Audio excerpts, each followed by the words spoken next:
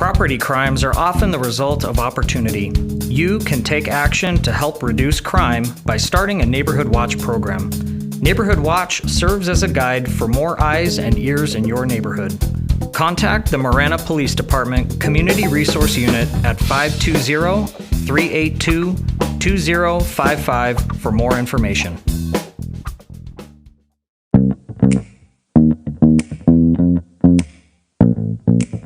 Welcome to Real Talk with the Town, where I sit down with the Marana staff to answer your burning questions about our beautiful community. My name is Terry Rozema, and I'm the town manager for the town, so let's get started.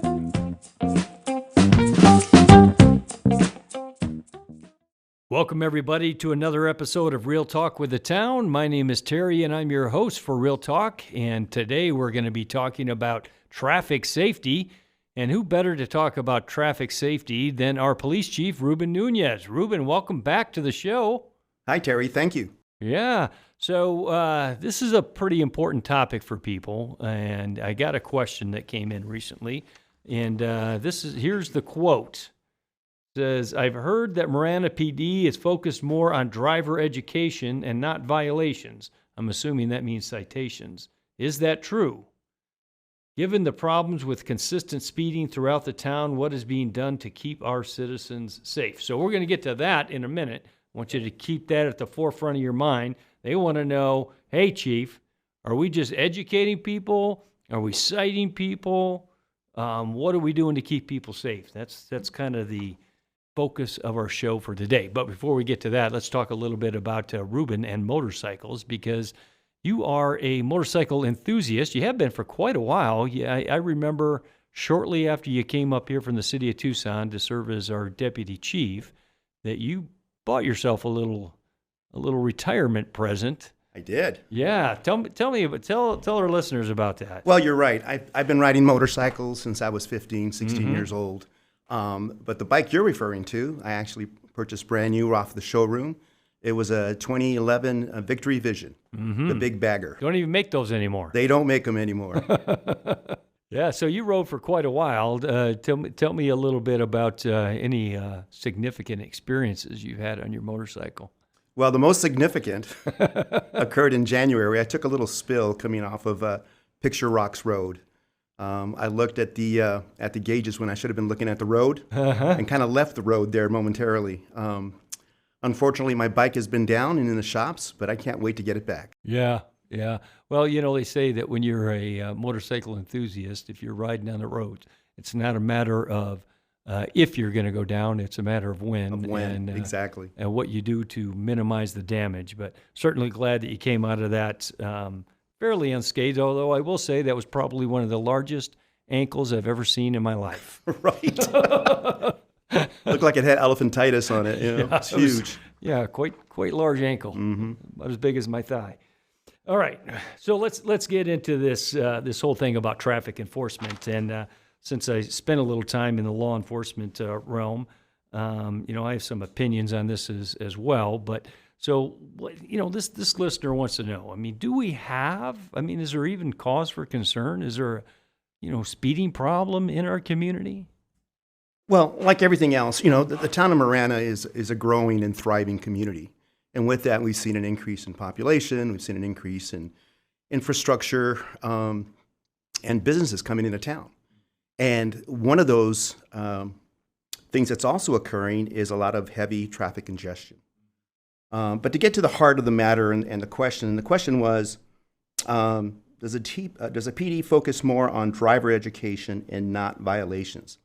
And I would say that we take a kind of a balanced approach. We look at education, we look at prevention, and we look at enforcement. As a police department, our focus truly is on the safe, efficient, and effective flow of traffic on our surface streets. And we accomplish that a whole bunch of different ways. As a former traffic commander, that we have a host of strategies available to us to ensure that that's happening. Right, everything from putting up traffic recording devices to marquees announcing this street's going to be closed. You mean like the billboard radar signs. trailers? Yes, and things stuff like that. Things that remind people about their speed or to be careful, take a different route to work and whatnot. We also do enforcement. We do what we call their scheduled GOHS, or Governor of Highway Safety operations, where we deal with speeding, we deal with DUI deployments. We average about 30 to 35 a year. Yeah, so on each one of let's those. talk a little bit about that real quick a minute, because I think a lot of people might not understand the mechanism through which these programs are actually implemented. So you said GOHS, and you identified the Governor's Office of Highway Safety. And they provide grant monies, right? They do. They provide grant monies, and I forget how much they are, but there's a significant amount of money that they pay, and it's not officers on town time, but it's officers on grant-funded time to go out there and specifically focus on DUIs and speeding. That's correct. And I should be clear on this. Every day, officers are enforcing the traffic laws. Right. So not just on speed enforcement Not days. just on speed enforcement days or when they're getting paid overtime or they're working off of grants. It's every day. But when those things do come into play, we usually schedule them during holidays. We do a lot of enforcement at the beginning of school and at the end of school. And then, of course, Thanksgiving, Christmas, 4th of July. What's the purpose beginning of school and end of school? Probably most people can figure it out, but just so we're Obviously, it's protection of our children, Yeah. right? Slow down when you see a school zone right. sign up, and just take it easy. Be careful. Let's talk a little bit about what your personal philosophy is. And actually, I'm going to take a step back because you reminded me of something. You said, you know this, Terry, because you were a traffic commander. Thanks for reminding me of my motorcycle accident Yes. that wound me in intensive care for 2 weeks in Scottsdale Memorial Hospital from driving those motorcycles. That was scary. Yeah, it was a little scary. So the roads can be dangerous, and sometimes it's dangerous because people are driving crazy. Sometimes it's dangerous because people aren't paying attention. So what is the Marana Police Department's philosophy relative to issuing citations? When do they issue a citation? Do you have like a quota for your cops? I mean, what kind of is the what, I know you're shaking your head and you're kind of laughing because I think a lot of people think that there are quotas out there. But so what is your direction to your officers about issuing citations or not issuing citations? Our traffic philosophy really is correcting unsafe and risky behavior. And we do that either through enforcement by writing citations, or we do it through warnings, equipment repair orders, or just verbal warnings, written warnings and verbal warnings. Really, the idea is to get people to start thinking about how they're driving this, 1,500-pound, 2,000-pound vehicle down the road. There are, by policy, there are some traffic violations that are so serious, so risky, so egregious that the officer doesn't have a discretion. And I'm talking about driving while impaired, reckless driving, Yes.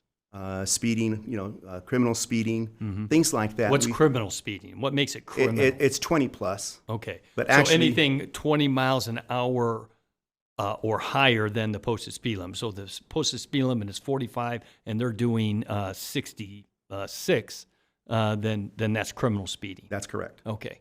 All That's right. correct.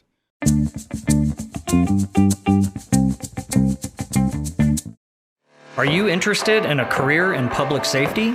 Take the first step and enroll in the Marana Police Department Explorer program, available this summer for teens and young adults ages 14 to 20.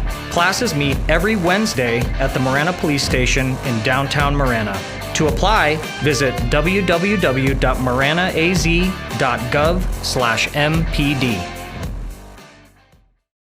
The town of Marana is dedicated to providing 5-star service for all residents, both 2- and 4-legged. Download the Marana Pets app to report a lost pet or upload a photo of a found pet. Start reuniting families today. People lose their valuables every day simply because they forget to lock their car doors. Don't be another statistic. Remove all your belongings anytime you leave your car, including valuables and weapons. This is a message from the Marana Police Department, reminding all residents to lock it or lose it. And then there's other behavior out there as well. Failure to yield, failure to come to a complete stop. I mean, the list goes on and on. Arizona Revised Statute Title 28 actually covers all of those violations. Each of those violations comes with a recommended fine. I was just going through the fine list, and it's actually pretty consistent to what it was when you and I were working the streets. I did notice that failure to have insurance actually went down. If you remember, it used to be almost like $1,200 or something Used to like be that. really high. Yeah, it's still up there, but not ridiculously high. Yeah, but not at $1,200. yeah. You know, I remember when you and I first came over from the city of Tucson to serve as chief and deputy, and there was, you know, some questions that came from some of the officers. You know, how many tickets do we have to write? And you know, my philosophy has always been, and I know that you have kind of continued in this vein of, you know, it's not how many tickets you write, it's how many stops you make, because the biggest deterrent to people speeding, correct me if I'm wrong here, Chief, but in my opinion, the biggest deterrent to speeding vehicles and vehicles, ensuring vehicles obey the traffic laws are red and blue lights, man. That's correct. Yeah, and the more traffic stops you make, and I remember telling folks, look, I don't care if you make 1,000 traffic stops and don't write a single ticket, as long as you're making a difference, as long as you're educating people, and you know, I'm not saying don't write tickets because that can certainly be necessary. But what was interesting when we kind of implemented that and kind of changed the ideology, the interesting thing is traffic stops started to increase dramatically, and citations started to go down. And the most interesting thing about all that is traffic accidents actually started to go down. Do you know if that trend has continued in the last number of years, or kind of where are we at with numbers of traffic stops per year and accidents per year? Are accidents going up? Are they going down? Are they staying pretty status quo per capita? Do you know that? We've actually maintained that same philosophy, and in addition to the things you just mentioned, we also saw an increase in on-site criminal activity because of the number of traffic stops we were doing. Yeah. But to answer your question, we've actually seen an increase, and I got some stats here. And I need to make sure that the listeners understand that all of the enforcement that we do is data-driven, meaning that we collect data out there that shows intersections that have the highest accident rates, streets that have more speeding problems or running red light problems or running stop sign problems. And so we focus our attention on those areas. But just to give you an example, in 2021, we had 8,680 traffic stops. In comparison, in 22, we had 9,786, about a 9% increase. And in 2023, we're expecting a 10% increase, or 10,700 traffic stops. Now, out of those traffic stops in 2021, 23% of all the stops resulted in some sort of written documentation. So that's either a citation or a written warning or a repair order of some sort. In 2022, that was 30% of all stops resulted in some sort of written documentation. So we are seeing a slight uptick in those numbers. And you have to, because there's a lot more vehicles out there on our streets today, right? So we have seen an uptick in number of accidents, and those are occurring mostly in the area of District 3, in the area of Orange Grove. You know, Orange Grove closed down. Yeah. It's going to be closed down until 2025. I was just down there, and Yes. the traffic was pretty heavy. Yes, it I is. ain't gonna lie, it's a little bit difficult to get around there right now. So we try to get ahead of that problem, and we put together a PSA, a public service announcement. And we just want to let people know, hey, this is going to happen. It's going to be like this for 2025. Take time, take a different route, be patient, work with us here. Yeah. Things will get better. And I think since that PSA came out, we've actually seen some improvements in that area. Well, that's good. That's good. So let me ask you this. So some of the things that you employ relative to trying and impacting the behaviors of people, what would you say are perhaps the most effective methods for changing people's behavior? Visibility. Officer visibility. Yeah. Absolutely. I 100% agree with you. The more vehicles you see out there, the more traffic stops. Those are a lot of traffic stops. 10,000 traffic stops a year. That's huge. And I recall, the first year that I got here, in fact, the year before we got here, the number of traffic stops were 3,000. The number of traffic tickets were 12,000. So you do the math. People for every traffic, or 4,000 stops, 12,000 tickets.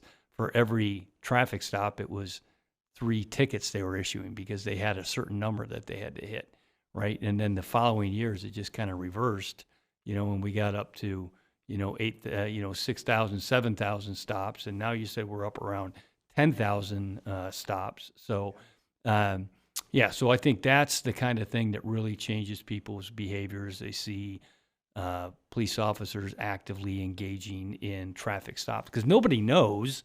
If I stop you on traffic, Chief, or you stop me, let's put it that way, because I can't make a traffic stop anymore. You still can. I miss those days, quite frankly. You stop me on traffic, and you have a conversation with me, and you go back to your car, and you come back, and you issue me a written warning or something. Nobody knows whether or not I get a written warning or but they see cops out there, and they go, "Oh, better slow down." Exactly. Yeah. Exactly. Again, the whole purpose here, Terry, is really to kind of correct that behavior, make sure that it's safe, make sure that people understand that their behaviors are risky and can lead to injury, not only to themselves, but to others. And I think we've been very successful with that.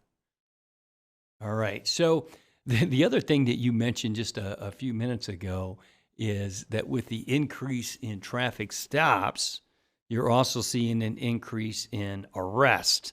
Yes. Talk to me about that, because that's something that's near and dear to your heart, near and dear to my heart, on-site activity. Tell us about that.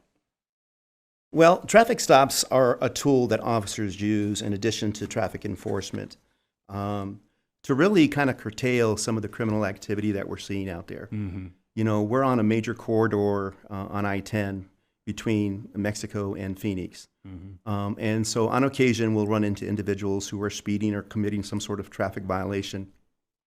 We'll pull them over, and lo and behold, we find signs and indicia of possession of illegal substances. Mm-hmm. We've seized thousands of dollars from drug dealers. We've seized pounds of fentanyl, cocaine, heroin. We've arrested people wanted on dangerous warrants for robbery and sexual assault and things of that nature. So, conducting traffic stops is a good tool for officers to not only enforce the traffic law, but also to enforce criminal laws. Mm-hmm. I saw one recently in one of your command summaries where they made a traffic stop for speeding, and they found a whole bunch of IDs and credit cards in the vehicle that didn't belong to the driver, like dozens and dozens of them. So there's another, way that you go about keeping the streets safe and stopping people from committing criminal acts against the people of our community. Absolutely. So, so anything else, Chief, you'd like to add on this whole issue of keeping the community safe relative to traffic and the flow of traffic and speeding vehicles? I would just like to reiterate to the community that please be patient. These things take time. If you do have an area that is of concern, please let us know. We usually respond to those pretty quickly. Mm-hmm. We do have, as I mentioned, data-driven strategies that we use to make sure that we're putting our officers where the problems are at. But if you're aware of one of those areas that we're not, please let us know and we'll take care of it. Great point.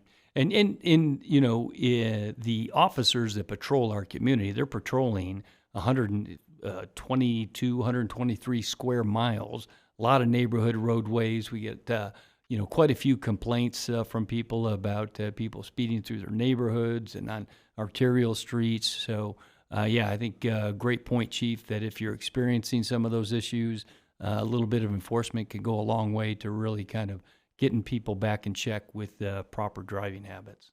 Absolutely. Yeah. Well, thanks again for joining us, Chief. Always good to have you here. And to our listeners, until next time. Submit your questions by visiting maranaaz.gov/realtalk and we'll answer them right here. To receive notifications for new releases, remember to click subscribe wherever you get your podcasts. Also, please follow the town on Facebook, Twitter, and Instagram to stay up to date on current news and events.